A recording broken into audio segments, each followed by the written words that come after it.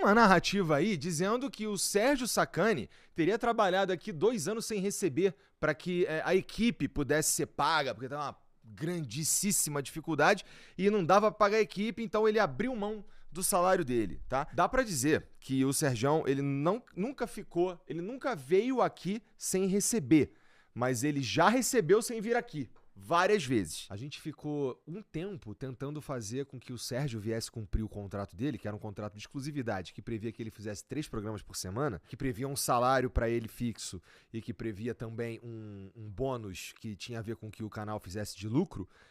Ele simplesmente não vinha. Nem entrega pra marca o cara vinha gravar. Ele chegou a desmarcar 2 vezes e eu tive que fazer por um valor muito abaixo, que acabou atrapalhando toda a relação com a marca, com tudo, por causa da falta de responsabilidade dele. Teve mês que eu tive que pagar o Sérgio e a equipe e eles não vieram aqui.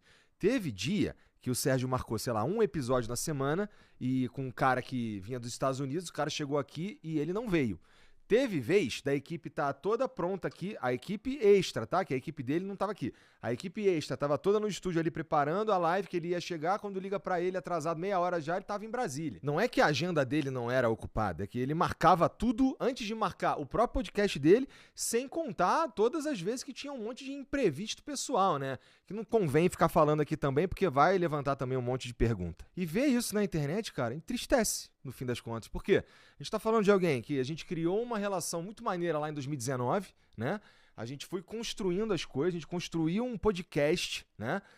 A gente criou o canal, a gente fez todas as artes, a gente fez vinheta, a gente fez tudo, todos os cuidados, equipe, não sei o quê.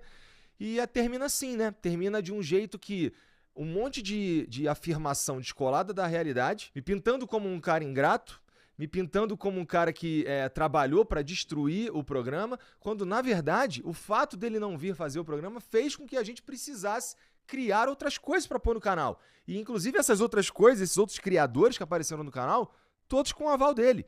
Então, por que a gente tinha esses outros conteúdos no Ciência Sem Fim? Porque o Sérgio não vinha fazer, né? E ele já avisava assim, ó, mês que vem eu não vou. Então, a gente teve que se virar para criar conteúdo ali, seguindo ou mirando no planejamento que nós tínhamos pro que a gente queria fazer, no fim das contas. E aí ele vai falar que ele me apresentou um projeto e eu não quis. Essa parte é verdade. Porque era um projeto que não fazia sentido financeiro e também não fazia sentido editorial. E se for comparar com o que a gente estava fazendo, o que ele estava propondo ia necessariamente ficar muito abaixo do nosso padrão de qualidade. De novo, não necessariamente me apresentar um projeto, eu tenho que embarcar nesse projeto. Me apresenta um projeto todo dia. E aí o Ciência Sem Fim teve que acabar, porque o público, as marcas, a construção do programa e do canal é